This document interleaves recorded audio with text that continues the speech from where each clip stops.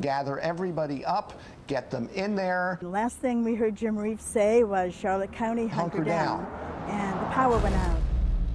That was Friday, of course, Friday the 13th. The day Hurricane Charlie made landfall in Punta Gorda 10 years ago.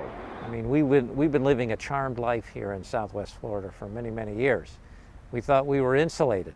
Punta Gorda City Manager Howard Kunick was in Cape Coral during the storm, caught off guard like many by its severity. That's the historic clock on Marion Avenue. A feeling that resonated with residents as much as the damage and debris. We were sitting in our house on the concrete floor, feeling the floor shake and hearing our ears pop.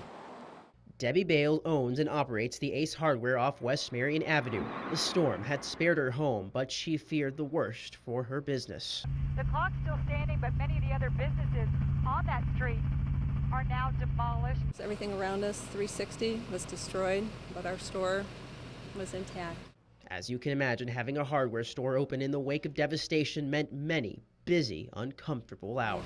It was very, very tough. We didn't have air conditioning for about 5 weeks. The big storm, Hurricane Charlie, blew through downtown Punta Gorda about just before 4. The day Charlie hit, time stood still for many.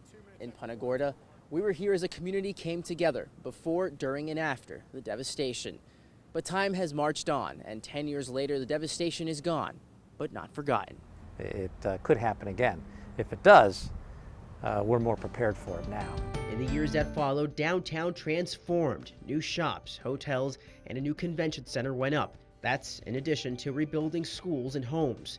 But more importantly, they were built to codes to withstand a storm like Charlie. Progress that otherwise may have never existed. Even now, work still continues on improving the city. Crews are in the final phases of completing the street rebricking, part of the city's new flood management program. In some way or form, you could almost say that Charlie may have been the best thing that happened to the city in terms of getting it to where it is today.